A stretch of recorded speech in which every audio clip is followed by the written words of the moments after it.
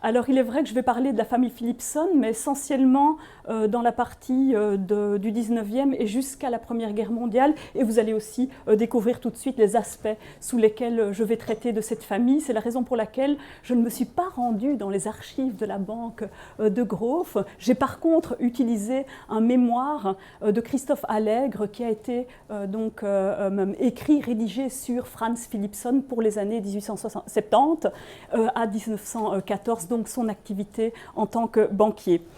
Donc ici, une dynastie hors du commun, les Philipson, et vous allez voir, cette histoire commence avec le père de Martin, Franz et Alfred, qui s'appelle Ludwig en allemand, Louis en français. Là, pardon. Voilà, donc je vais me concentrer ce soir sur 3 frères. Martin l'aîné, qui est historien, Franz, qui a exercé les fonctions de banquier, et Alfred, le géographe. Et ces 3 destins sont vraiment situés entre 3 pays, l'Allemagne, la France et la Belgique, par les différentes activités qu'ils ont exercées, tant au niveau professionnel qu'au niveau caritatif. Et les thèmes que je vais mettre en évidence sont la question de cette double identité, à la fois belge, allemande dans le cas d'Alfred et de Martin, belge, et aussi la question de l'identité juive, également leur internationalisme et enfin le thème de la solidarité.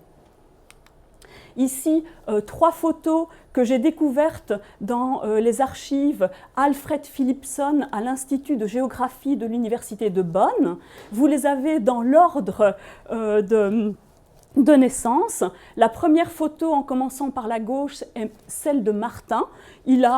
Ça doit être autour de 1870, 70-75. Donc à ce moment-là, il a entre 25 et 30 ans. Il est né en 1846. La seconde photo, qui est aussi une photo de jeune homme, est celle de Franz. Et la troisième est celle d'Alfred. Donc vous avez Martin né en 1846, Franz né en 1851 et Alfred né en 1864. La démarche qui me motive ici et qui oriente ma recherche est une démarche que l'on nomme en histoire démarche de transfert culturel, ou aussi de l'étude des médiations entre différents pays. Parce qu'on le verra, les Martin comme Franz, un peu moins Alfred, sont vraiment des vecteurs, des vecteurs, des passeurs entre pays et aussi entre les identités qui les constituent. Et l'origine ici de mon intérêt pour les Philipson vient de l'étude que j'ai réalisée sur le nationalisme, vient au départ de mes recherches sur Henri Pirenne, dont les archives se trouvent à l'Université libre de Bruxelles, et j'ai par mon travail aussi indiqué que Henri Pirenne avait joué un rôle de passeur entre la France et l'Allemagne en faisant connaître les études des historiens allemands aux historiens français, et je me suis rendu compte qu'il n'était pas le seul à servir de passeur, mais qu'il y en avait un autre sur lequel il n'existait absolument rien au plan de la littérature secondaire, qui était Martin Philipson. Et c'est ce qui m'a donc amené à commencer des recherches sur Martin Philipson, recherches assez compliquées, parce que ces papiers ne sont pas réunis en un seul lieu, mais sont disséminés, notamment dans un dossier malheureusement relativement mince à l'Université libre de Bruxelles, dans un petit dossier ici aussi à l'Académie royale de Belgique, parce qu'il a été élu membre de l'Académie en 1886, et alors quelques papiers que l'on retrouve dans diverses bibliothèques allemandes, notamment sa correspondance à d'autres historiens, mais assez peu, parce que la plupart de ces papiers ont été détruits par les nazis en 1940. Donc c'est une recherche aussi qui est en cours. J'ai déjà rédigé un chapitre de livre en allemand sur Martin Philippson, mais je n'ai encore rien écrit sur Alfred ou Franz. C'est une recherche en cours, précisément aussi parce que le travail de l'historien est un travail d'enquêteur qui amène à voyager dans de nombreux pays. Donc ici, je vous propose d'entrer dans cet atelier de l'historien parce que la recherche est aussi en quelque sorte construction pas à pas d'un récit qu'on cherche bien entendu qui se doit d'être à la fois le plus vrai et le plus précis possible. Ici, c'est donc une des parties de l'arbre généalogique des Philippson que j'ai retrouvé encore une fois à l'Institut de géographie de l'Université de Bonn. Il s'agit des 6 noms, si vous voyez la première ligne. Voilà ici les 6 noms. Donc en fait les 6 enfants du second mariage de Ludwig Philippson. Ludwig Philippson, dont je vais parler tout de suite, qui était rabbin et qui a eu en tout 10 enfants, 4 d'un premier mariage et 6 d'un second mariage. Et comme vous pouvez le voir, donc l'aîné est Martin, ensuite il y a une sœur Meta, et puis il y a Joseph qui est mort assez jeune, ensuite Franz, Richard, qui est aussi mort très jeune, et puis enfin Alfred. Donc là, vous pouvez voir donc à la deuxième ligne, donc il y a les enfants, et puis si on descend, on va retrouver Alain, qui se trouve aussi dans cette salle, et également Françoise, et puis alors on a encore le frère et la sœur de Françoise qui se trouvent également sur cette liste. Donc ça a été pour moi une découverte assez émotionnel, faut-il le dire, parce que je travaille d'abord sur Martin Philippson et je n'avais pas compris, ou du moins, oui, j'avais pas compris, je ne m'étais pas attendue au départ à ce qu'il soit donc lié à Franz Philippson et que je retrouve dans ces papiers donc les noms de quelques personnes avec lesquelles j'avais joué quand j'étais enfant.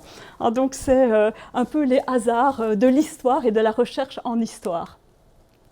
Voilà, pour maintenant le fondateur de cette dynastie qui est donc Ludwig, Louis, excusez-moi, oui, voilà, oui, ça va ici. Ah oui, d'accord, c'est bon. Voilà, donc pour le fondateur de cette dynastie qui est Ludwig Philippson, il est né à Dessau, dans le duché de Anhalt. Il a été rabbin à Magdebourg et ensuite il est arrivé dans la ville de Bonn où il s'est retiré parce qu'il souffrait de cécité, mais il a continué à publier, et notamment grâce à l'aide de sa fille qui écrivait pour lui. Je voulais ici vous montrer la carte avec donc l'origine de la famille se trouve ici dans le Anhalt, à Dessau, donc qui se trouve sur l'Elbe. Ensuite, il est allé, si on continue l'Elbe, il est allé à Magdebourg, qui est là à peu près, et puis il est parti à Bonn. Alors il faut retrouver le Rhin est ici, donc Bonn se trouve, on a la Belgique, donc Bonn se trouve à peu près là. Alors, donc voilà le trajet de Ludwig Philippson. Donc Ludwig est rabbin. Il est fondateur d'un journal qui a été extrêmement important pour le monde des Juifs allemands, qui est le Allgemeine Zeitung des Judentums, qu'il a dirigé, comme vous pouvez le voir, entre 1837 et 1889. Et Ludwig est aussi connu pour sa traduction de la Bible en allemand, donc une traduction à la fois avec le texte en hébreu, le texte en allemand, les commentaires et les illustrations, dont certaines par Gustave Doré. C'est ce qu'on va voir ici. Donc vous avez la page de couverture de la première édition, publiée à Leipzig en 1854, donc de la Bible par Ludwig Philippson, dont vous voyez le portrait, et alors ici une illustration, et donc la disposition du texte et des illustrations dans la première édition de la Bible. Les Philippson sont des représentants d'un judaïsme réformé. Donc, la famille est une famille libérale, une famille qui à la fois incarne et aussi promeut les valeurs des Lumières, donc qui sont des valeurs d'autonomie, de responsabilité, et qui donc font partie de ces individus qui à la fois conservent les traditions, mais en même temps sont également intégrés dans la société de leur temps. Donc c'est vraiment une famille juive libérale. Donc ici, en ce qui concerne Louis et également Martin, Franz et Alfred, donc ils cherchent à établir un équilibre entre donc, la tradition et l'environnement social, et il cherche aussi à défendre les droits des Juifs et le bien-être des Juifs. Louis va le faire essentiellement par des mémoires, des pétitions et les articles qu'il rédige dans l'Allgemeine Zeitung des Judentums. Martin le fera aussi via une activité journalistique, mais aussi par la création de certaines institutions, et il en va de même pour Franz, qui lui va surtout donc participer à la création de différentes institutions venant en aide aux Juifs persécutés, et essentiellement ceux qui viennent de l'Est de l'Europe. Ici, vous avez un extrait d'un poème de Ludwig Philippson, et également à la fois deux poèmes, excusez-moi, qui montrent un peu ou qui essayent d'indiquer les thèmes qui à la fois ont conduit Louis Philippson, mais aussi qui ont déterminé la vie de Martin, Franz et Alfred. Le premier, il dit, je vous le dis aujourd'hui, je vous le dis demain, ce n'est pas ce qu'on atteint qui est important, mais c'est das Streben, c'est l'effort, la lutte, aller de l'avant, et alors das Gelingen, la réussite vient d'elle-même. Donc il insiste sur le chemin que l'on accomplit plutôt que le but que l'on a en perspective. Donc c'est vraiment l'effort qui doit conduire une vie. Ça, c'est la première règle de vie de Louis Philippson qu'il inculque à ses fils. La seconde est celle-ci. Donc ne te laisse jamais entreißen, quitter ou déchirer, départir de ta patrie allemande. Donc la seconde est cette idée que certes, vous êtes juif, mais vous êtes aussi membre d'un pays, en l'occurrence l'Allemagne, dans le cas de Louis, et c'est ce qu'il enseigne à ses fils, et par la suite, on le verra aussi de la Belgique pour Franz. Le deuxième aspect qui est important et donc que Louis met en évidence est la question de la solidarité, qui est une thématique que j'étudie donc chez ses fils également.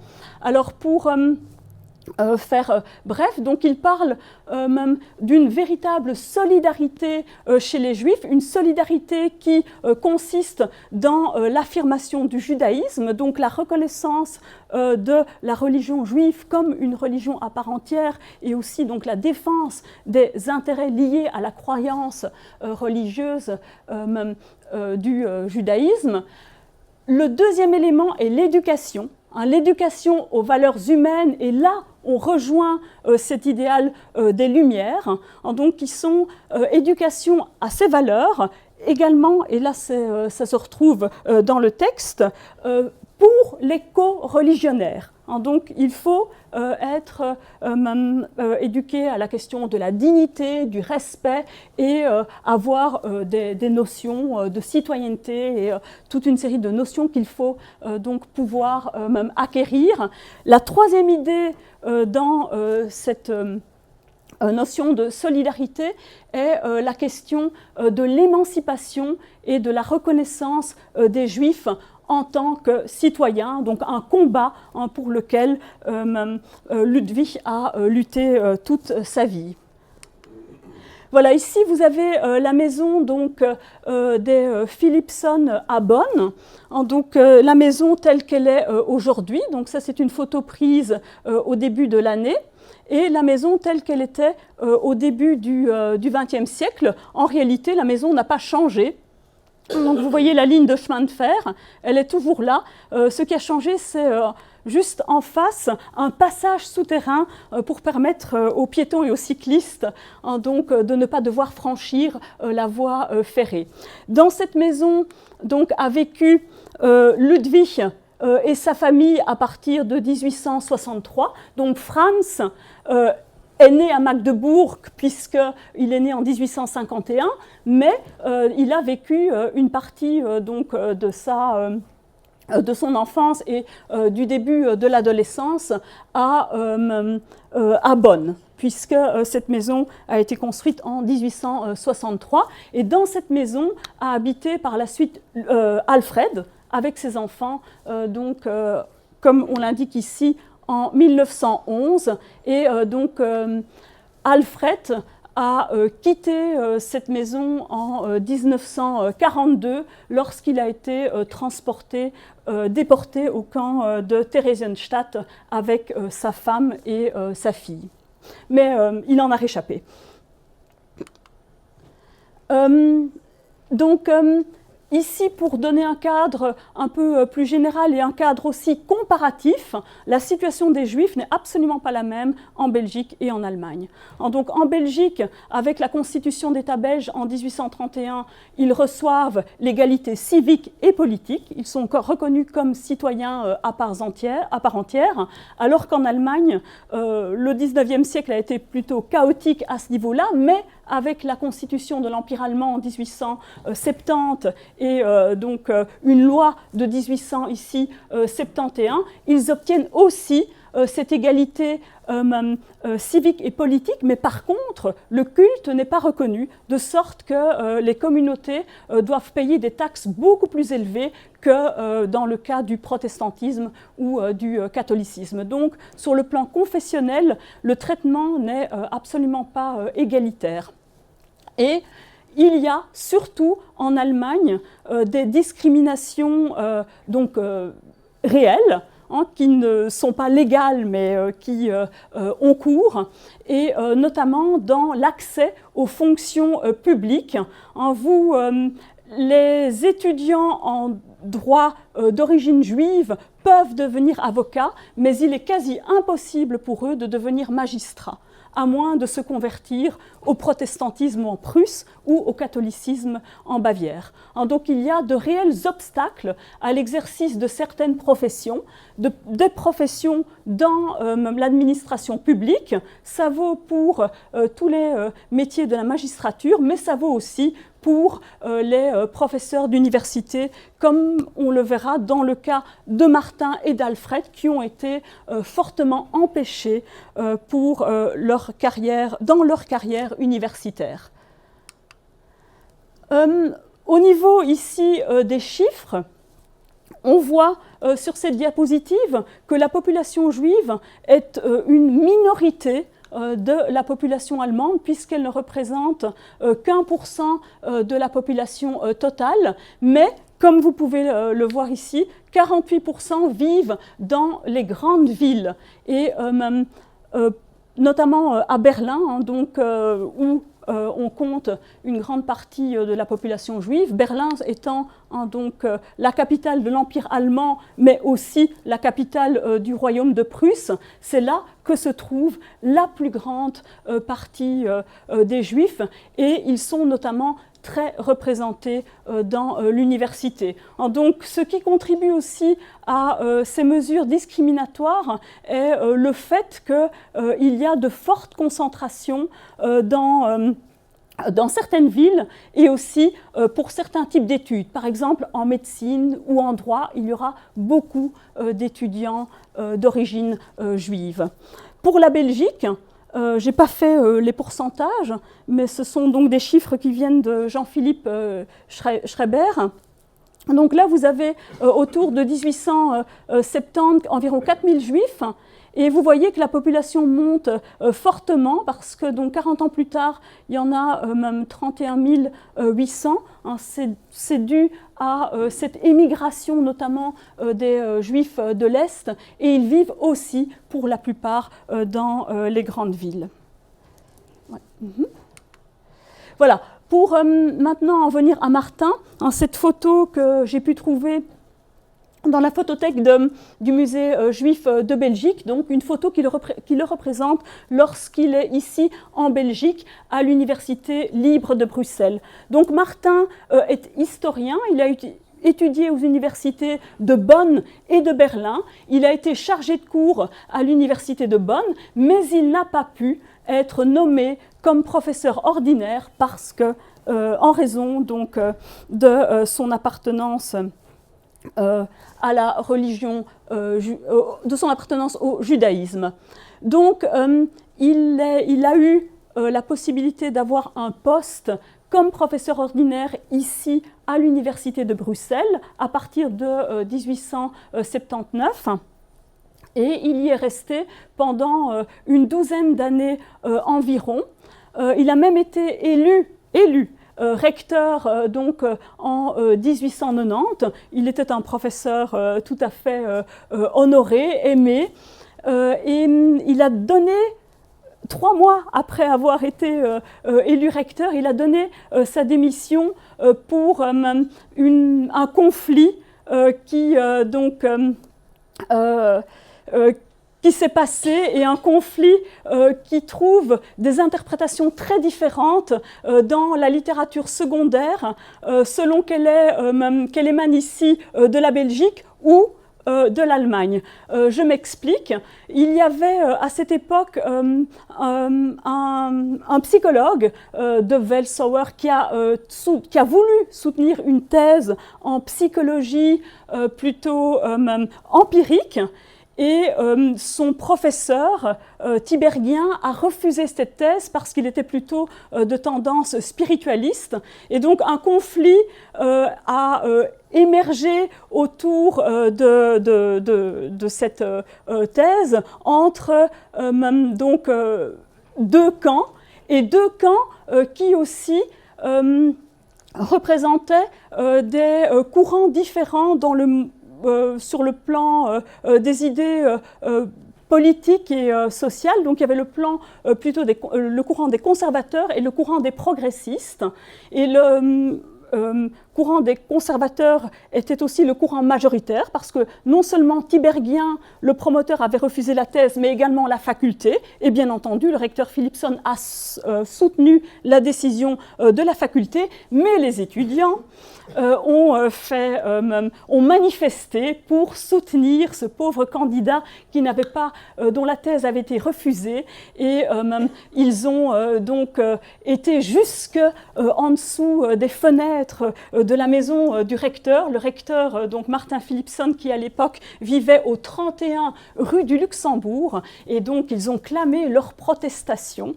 Et dans ces protestations serait intervenu le mot contre l'allemand, peut-être contre le juif, mais rien n'est attesté, de sorte que Martin s'est senti attaqué et a décidé de démissionner comme recteur, et non seulement comme recteur, mais aussi de ses fonctions de professeur à l'ULB.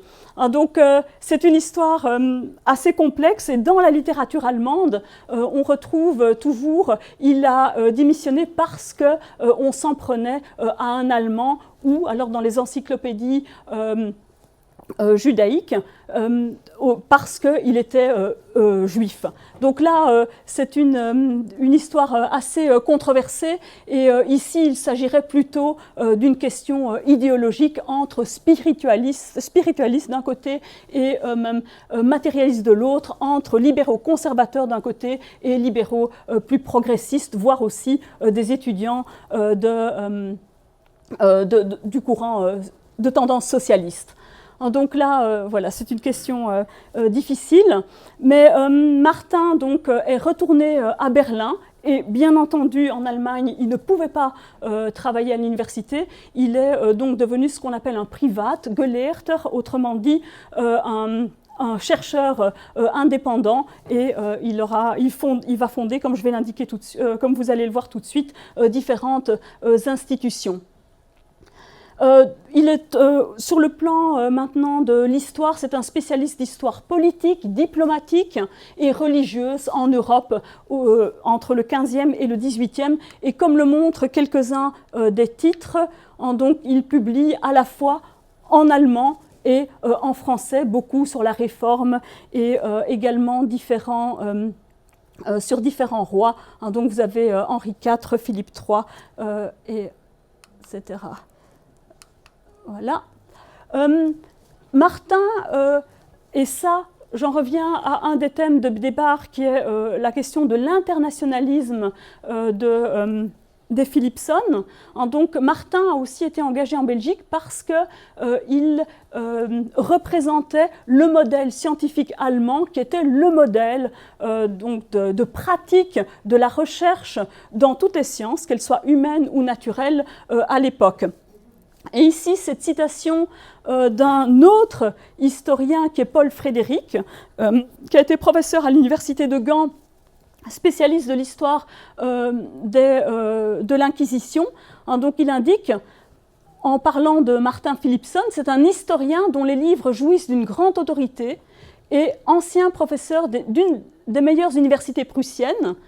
Martin Philipson a bien mérité de la Belgique en initiant les étudiants bruxellois aux méthodes scientifiques en honneur chez les savants d'Allemagne.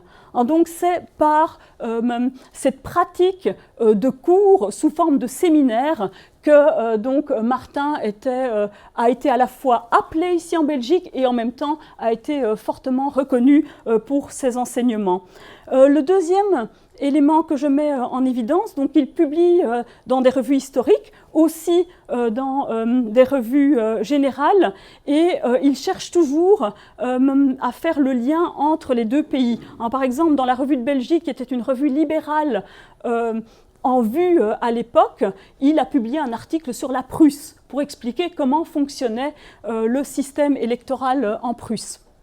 Et donc faire connaître ce système à un public belge. Dernier élément, au niveau des revues donc, scientifiques, et en particulier la revue historique, qui était la grande revue d'histoire en France, Martin Philipson a réalisé, depuis le moment où il était en Allemagne, donc à partir de 1901, et même, donc il était retourné en Allemagne depuis 91, mais donc un peu plus tard, il a réalisé l'état des publications en allemand pour le 19e. Donc il a fait connaître au public français, puisque dans la revue historique, il publiait en français, ce qui se publiait sur différents thèmes d'histoire politique et diplomatique en Allemagne pour le 19e siècle. Ici, deux lettres sur lesquelles je viendrai rapidement. La première, c'est donc une lettre qu'il a rédigée en français et qui est une lettre de remerciement pour sa nomination comme membre de l'Académie royale de Belgique, lettre que j'ai retrouvée ici dans les archives. Et comme donc une écriture assez plate, ici par contre, donc vous avez des lettres des mêmes années. Donc ici c'est en 1886 et ça c'est 1881 ou 82. C'est une lettre à un collègue et ami de l'université de Bonn qui est, elle, rédigée, donc c'est beaucoup plus vertical, qui est rédigée en allemand dans cette écriture gothique que l'on appelle le Sütterlin et avec un alphabet un peu particulier et pas toujours facile, et même pas du tout facile à lire aujourd'hui. Donc Martin Philipson, à partir du moment où il retourne en Allemagne, s'engage essentiellement donc, en faveur de ses co-religionnaires. Il continue cette activité journalistique dans le l'AZJ, donc le Allgemeine Zeitung des Judentums, qui est le journal fondé par son père, aussi Ost und West. dans le Jahrbuch für jüdische Geschichte und Literatur. Et là, ce qui est très intéressant, ce sont ces Jahresüberblick, donc ce sont ces panoramas qui parlent de l'année précédente où il rend compte de la situation des Juifs dans toutes les parties du monde. Donc ce sont des comptes rendus extrêmement instructifs sur la situation des communautés juives en Europe, mais ailleurs, en Afrique du Nord, en Amérique, en Russie. Et donc, cette activité journalistique, ensuite la participation à une série d'institutions où il est arrivé ou bien qu'il a contribué à fonder. Donc, la première que je cite ici, donc, c'est sa participation au Deutsch-Israelitischer Gemeindebund. Il en a été le président et c'est donc une institution importante puisqu'elle rassemble l'ensemble des communautés israélites en Allemagne. Une autre institution où il a joué un rôle important est le Zentralverein der deutschen Staatsbürger jüdischen Glaubens. Et ensuite, là aussi, à partir de ce Zentralverein, il a contribué à la création de la Verband, donc de la Fédération der Deutschen Juden, donc de la Fédération des Juifs allemands, qui était un groupe donc, de pression politique qui a, pendant ces années-là, donc ici on est donc dans les années 1890-1900, groupe qui a lutté contre l'antisémitisme qui était remonté en Allemagne avec notamment un parti antisémite. Donc c'était ici un groupe d'opposition politique essentiellement et ici, quand ici, quand j'indique le mot querelle, en réalité, Martin Philipson n'a été qu'un an président de la Verband der Deutschen Juden parce qu'il n'était pas d'accord avec les autres représentants majeurs de cette fédération sur la façon dont devaient être nommés les représentants de la fédération. Martin voulait un système d'élection, alors que d'autres, et notamment des juifs plus orthodoxes, souhaitaient plutôt la cooptation, la désignation. Donc là, il a préféré quitter, après un an, cette fédération. Au niveau de ses engagements, il y en a qui sont donc de nature, ici, comme je viens d'indiquer, un peu plus politique pour la défense. Et d'ailleurs, je ne l'ai pas dit, mais la Verband s'est posé la question de savoir s'ils allaient constituer un parti politique juif sur le même modèle que le Katholisches Zentrum. Finalement, ça ne s'est pas fait. Ils ont préféré rester groupe courant, groupe de pression, donc aussi faisant valoir leurs intérêts auprès du Parti libéral, parce que ça, je ne l'ai pas encore dit non plus, mais la plupart des Juifs étaient membres du Parti libéral en Allemagne.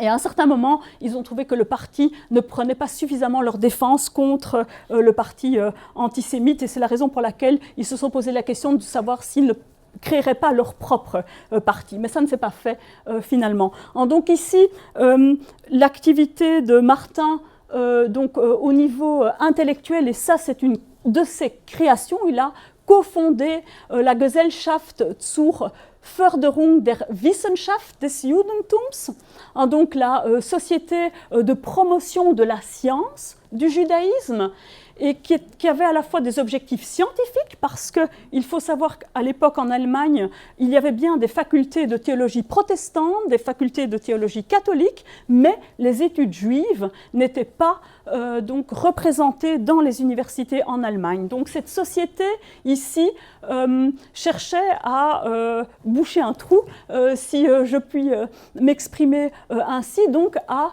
promouvoir les études juives à la fois sur le plan scientifique et aussi dans un but de promotion, de diffusion auprès d'un public cultivé. Donc il fallait que les livres publiés par la Société ne soient pas des livres destinés à un petit nombre d'érudits, donc avec un trop grand nombre de notes de bas de page, mais soient des livres réellement utiles pour le plus grand nombre de lecteurs, mais bien entendu informés correctement. Donc c'était ces objectifs scientifiques et de haute vulgarisation, et dans cette collection, la collection dont le nom est ici, la Grundriss der Geschichtswissenschaft des Judentums, donc le manuel de l'histoire du judaïsme, dans cette collection apparut l'histoire du judaïsme, la Geschichte des Judentums, par Martin Philippson en 3 volumes. Et donc ici, la Société publiait également une revue, qui est une revue donc, pour l'histoire et la science du judaïsme. Et ce que j'ai retrouvé dans les archives, et là j'étais au Zentrum Judaicum à Berlin, donc dans un texte qui fait l'éloge de Martin, qui est décédé en 1916. Donc j'ai retrouvé cette indication, donc, concernant une donation par Franz pour la création de la société. Donc, il y avait ceci, donc un hochherziger Philanthrop aus der Philippsonschen Familie stiftete als Grundvermögen eine Summe von etwa 8000 Mark. Donc, un philanthrope magnanime de la famille Philippson a fait don d'une somme de 8000 marks environ pour créer la société. Il s'agit bien entendu donc de Franz. Autre, ici, création, ou plutôt, création à laquelle Martin, institution à laquelle Martin a fortement contribué, est la Jüdische Arbeiterkolonie Weißensee, donc qui était un lieu à la fois d'hébergement et de travail pour des hommes d'origine juive qui venaient pour la plupart de l'Est et qui se trouvaient dans les rues de Berlin sans moyen de subsistance.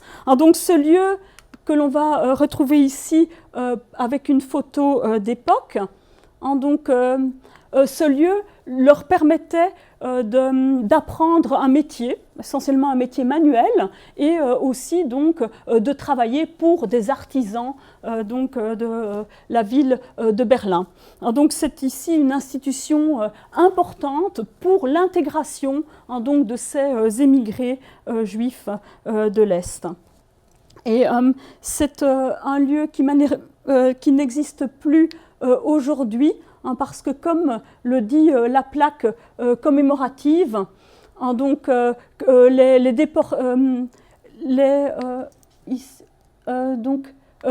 habitants de ce lieu ont été déportés donc, en 1942. Donc, il y a une plaque qui donc, rappelle cet événement tragique. Et dernier élément pour Martin Philippson, ici donc la stèle de sa tombe au cimetière de Berlin-Weißensee, donc qui est le cimetière juif à Berlin, qui est un très grand cimetière, un magnifique cimetière, où vous retrouvez de nombreuses personnes connues. Et ici, donc, Martin est dans ce qu'on appelle la Ehrenreihe, donc dans l'allée pour les personnes importantes. Voilà, pour Franz, qui a exercé les fonctions de banquier. Donc cette photo, je l'ai à nouveau trouvée dans les archives d'Alfred Philippson à l'Institut de géographie à Bonn.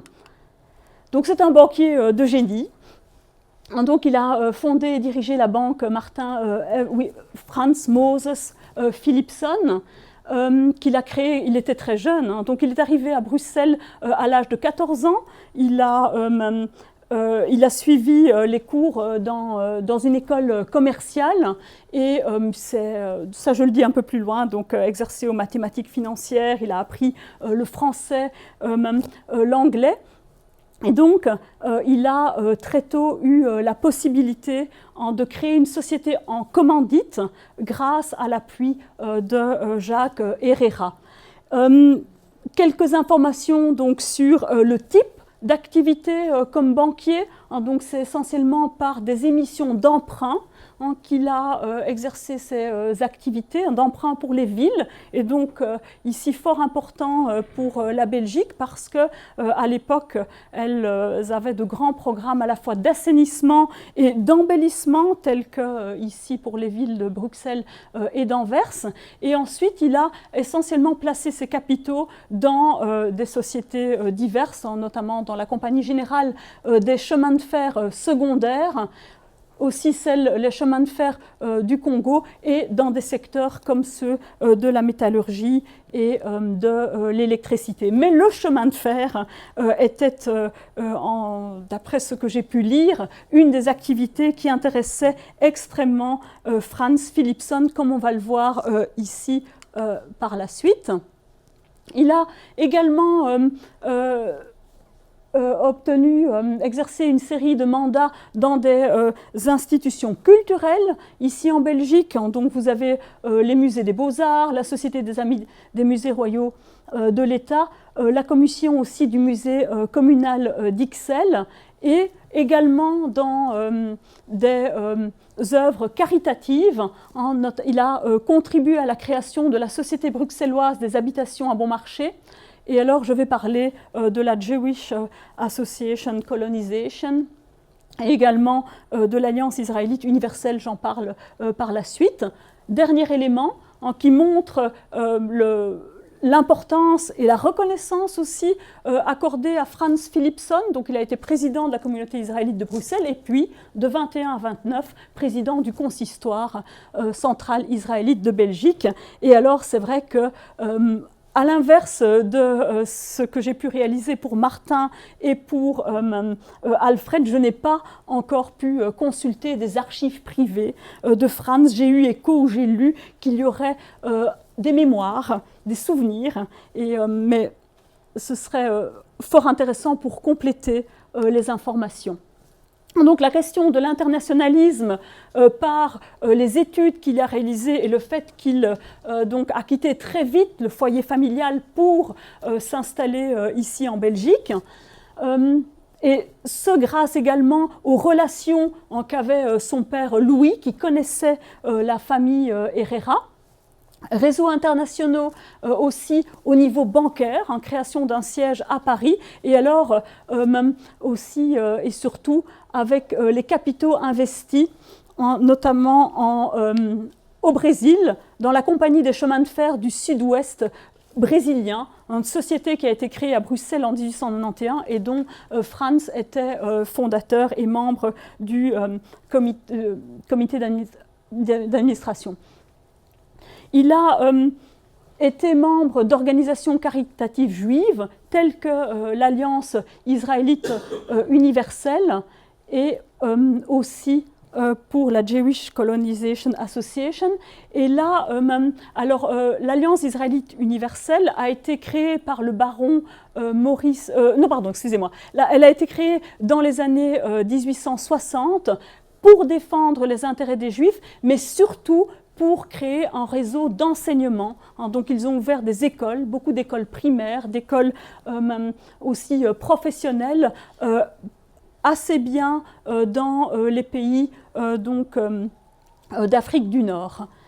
Et au niveau de l'Alliance, il y a eu quelques conflits et Franz a joué un peu un rôle d'intermédiaire, au sens où cette alliance était censée être une alliance universelle, ayant son siège à Paris et ayant des comités dans différents pays, notamment en Belgique, en Allemagne. Et à la fin du 19e, la majorité des cotisants venaient d'Allemagne et il y avait non seulement quelques conflits en termes de gouvernance, comme on peut l'appeler, parce que les Allemands trouvaient que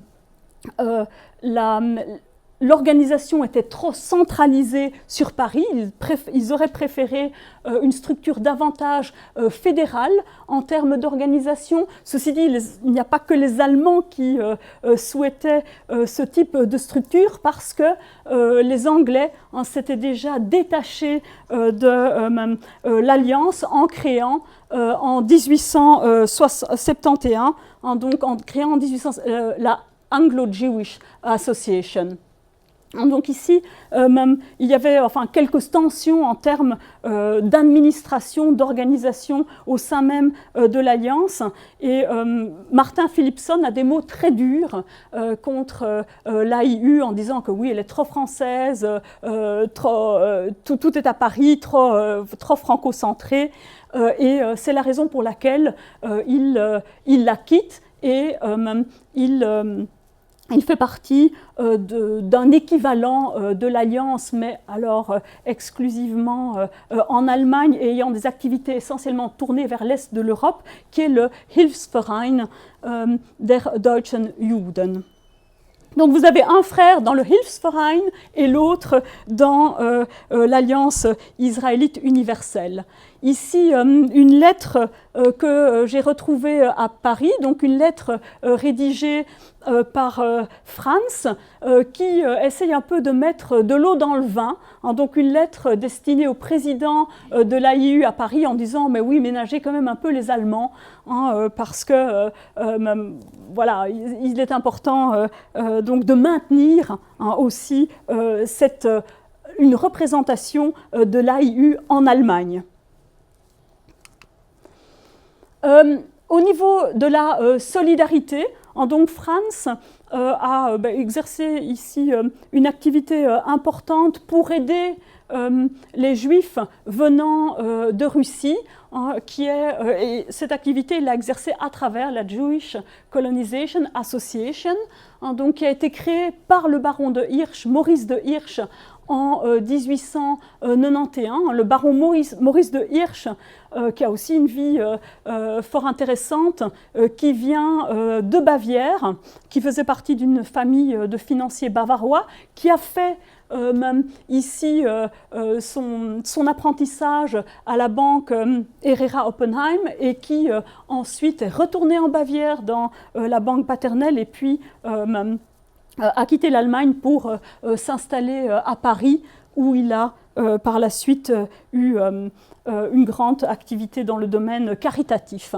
Alors les statuts de cette Jewish Colonization Association indiquent bien qu'il s'agit donc d'aider les populations juives discriminées, menacées, poursuivies en Russie à s'installer ailleurs, et notamment en Amérique du Nord, mais aussi et surtout Amérique du Sud, et les deux principaux pays concernés à l'époque parce qu'ils disposaient de beaucoup de terres incultes et aussi sans propriétaires étaient l'Argentine et le Brésil. Donc ce qu'il faut savoir également, c'est que donc la Jewish Colonization Association payait le voyage, fournissait les papiers, mais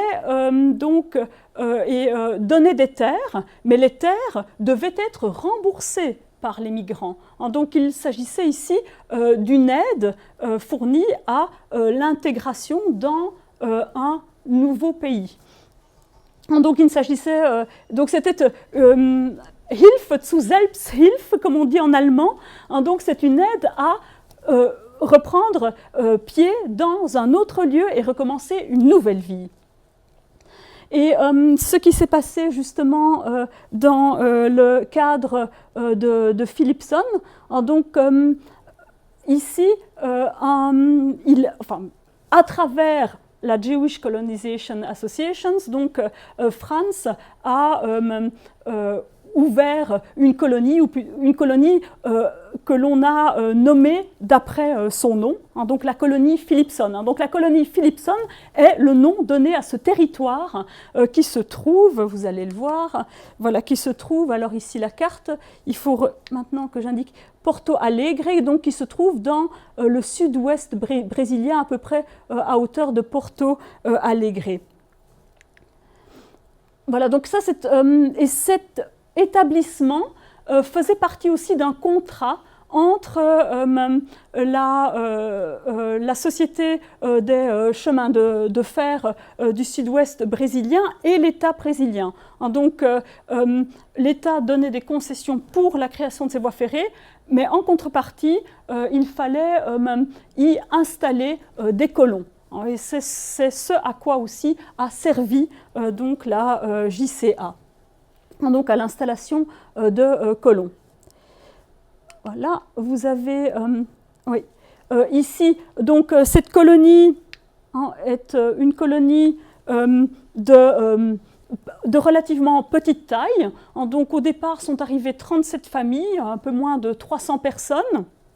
Et ils ont trouvé sur place des petites maisons en bois, donc un confort extrêmement rudimentaire, et ce qu'on leur a demandé, hein, donc de cultiver la terre, et vous avez ici la liste des différentes cultures. Ils ont eu essentiellement du succès avec la culture de tabac, et également avec la crèmerie, donc avec la laiterie, plus les produits laitiers qu'ils ont pu produire et qu'ils ont revendus dans la ville voisine de Santa Maria. Et donc cette colonie a été, les premiers colons sont arrivés en 1902-1903, donc, et en 1926, il n'y avait plus de colons dans la colonie. Donc sur une vingtaine d'années, les colons avaient eu la possibilité de racheter les terres qu'ils avaient reçues et de les revendre. Donc la plupart sont partis en ville, et donc certains, les plus anciens, sont décédés, mais les enfants donc, ont quitté la colonie, ont fait des études, ont entamé un métier dans la ville, mais donc après 20 ans, ils avaient quitté la colonie. Et ici, quelques photos prises notamment par Gina Van Hoof, qui est aussi une des arrière-arrière petites filles de Franz Philippson. Donc vous avez le chemin de fer. Aujourd'hui, ici, avec donc la culture, avec le bétail, la photo de la première classe de l'école de la colonie Philippson, et puis à l'époque, un des chemins. Donc c'était enfin aussi pour ces colons extrêmement difficile, parce qu'ils trouvaient des conditions de vie totalement différentes de celles de la Bessarabie d'où ils venaient. Ici, en ce qui concerne la colonie Philippson, les colons avaient été vraiment sélectionnés pour aussi résister au climat qu'ils trouveraient en Amérique latine, et ils avaient également eu une formation préalable à l'agriculture, parce que les premières expériences de la JCA en Argentine, c'était dans certains cas soldé par des échecs, parce qu'ils avaient permis à des gens sans formation et aussi sans la condition physique nécessaire de s'établir, et donc donc ça n'avait pas été une réussite, de sorte que par la suite, la JCA était beaucoup plus prudente en termes de sélection des migrants. Enfin, Alfred. Alors Alfred donc, est géographe. Ici aussi une photo. Ouais. Alfred Philippson est professeur d'université. Il a eu, comme Martin, des difficultés à obtenir une chaire, mais il y est parvenu, et il est parvenu notamment grâce au directeur du cabinet du ministre de la Culture en Allemagne, qui était Friedrich Althoff, qui a appuyé, et notamment a appuyé sa demande pour la présentation de sa thèse d'habilitation à l'université de Bonn. Et donc il n'a pas obtenu de poste immédiatement à l'université de Bonn. Il est passé par Berne brièvement et ensuite par Halle, où on a souhaité l'avoir au vu de ses qualités. Et finalement, en 1911, il est devenu professeur à Bonn. Il a donc il a exercé une influence majeure au niveau de la professionnalisation de sa discipline. Il a créé à l'université de Bonn l'Institut de géographie, donc il a monté une bibliothèque, il a ouvert des salles de séminaire, hein, donc il a pratiqué la géographie dans le même esprit que Martin pour l'histoire, c'est-à-dire comme science où le professeur travaille avec ses étudiants et leur apprend le métier, hein, donc en travaillant en commun. Donc c'était le modèle allemand de l'époque, modèle que ici Alfred a institué à l'université de Bonn. Il a aussi participé à ce qu'on appelle l'internationalisme scientifique de l'époque. Peut-être moins en ce qui le concerne en termes de participation à des conférences à l'étranger, mais au niveau de sa contribution dans des revues et aussi, bien entendu, de ses lectures. Il était versé dans plusieurs langues. Alors, il n'a pas eu d'activité caritative comme Martin et Franz, et c'est un peu la raison en est aussi qu'il était surtout allemand, donc il se sentait plus allemand que juif. Donc il représentait cette bourgeoisie culturelle de l'époque wilhelminienne, et c'est un peu aussi la raison pour laquelle il n'a pas vu venir la montée du nazisme. Et il ne s'est pas soucié du mal que les nazis pouvaient faire aux Juifs. Donc il a continué à vivre tranquillement, il n'a pas cherché à quitter l'Allemagne avant la fin et même avant le début de la guerre. À ce moment-là, il s'est rendu compte que les mesures discriminatoires étaient de plus en plus fortes. Il a donc dû quitter sa maison natale pour un plus petit logement dans la ville de Bonn, et des tentatives ont été réalisées à l'époque, notamment par un neveu qui était professeur aux États-Unis et par d'autres représentants d'organisations. Des tentatives ont été menées pour l'amener aux États-Unis, mais il avait déjà presque 80 ans et aucune de ces initiatives n'a réussi. Personne n'a pu non plus trouver l'argent nécessaire pour pourvoir à son émigration, ainsi qu'à celle de sa femme et de sa fille. Mais grâce à un ami qui est Sven Hedin, qui était professeur de géographie en Suède et pro-nazi, il a eu la possibilité donc d'échapper à la déportation et aussi de pouvoir être installé dans le camp de Theresienstadt, dans une partie pour les, comme vous voyez ici, les A prominents, donc pour les gens importants. Et c'est durant donc ces 3 ans de captivité qu'il a rédigé des souvenirs, mais des souvenirs qui se limitent, qui vont jusqu'à la Première Guerre mondiale et qui s'intitule Wie ich Geographen wurde, comment je suis devenu géographe. Voilà, ici Alfred Philipson dans son bureau chez lui, donc dans la maison natale à Bonn. Et donc ici encore un élément. Donc il était spécialiste de la Grèce et de l'Asie mineure. Donc s'il n'a pas œuvré sur le plan caritatif, il était par contre un grand voyageur, et de nombreux voyages, il les a réalisés avec son frère Martin. On le voit ici d'ailleurs avec Martin, donc il y a à peu près 20 ans d'écart, 18 ans d'écart entre les deux frères. Et un des derniers éléments est la question des relations entre les trois frères Philippson, donc la Brüderlichkeit, la fraternité, question de la fraternité. Il y avait entre Martin et Alfred une grande affinité, ils étaient tous les deux des intellectuels. Et aussi, avec ces 18 ans d'écart, Martin a servi en quelque sorte de père de substitution à Alfred.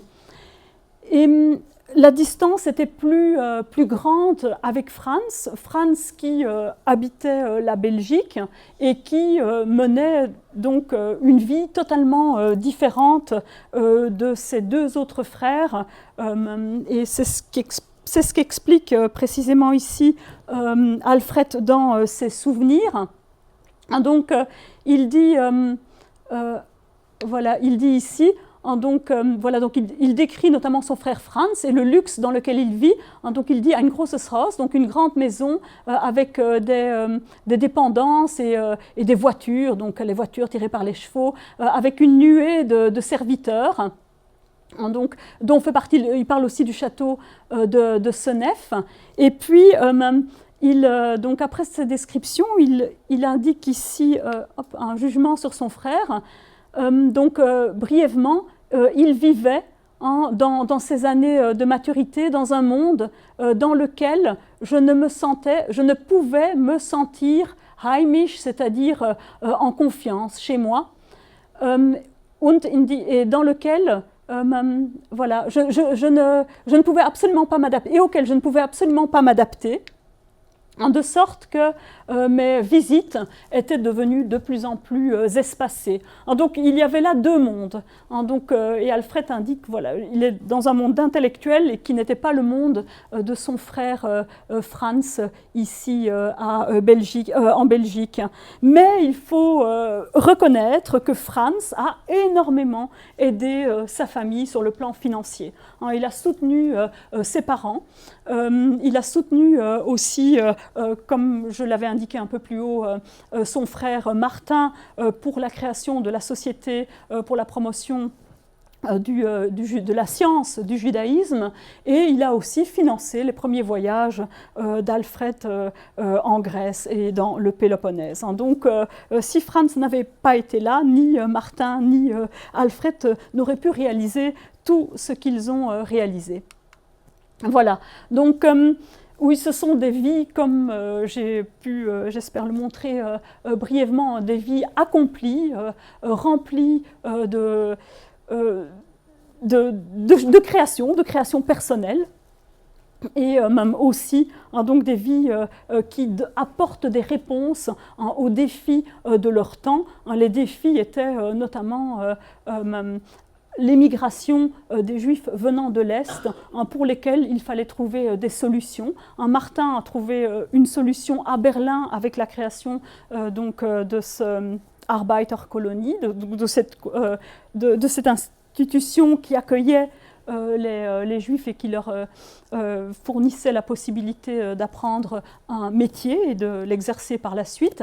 Et Franz l'a fait notamment via la Jewish Colonization Association, par l'immigration donc en Amérique du Sud.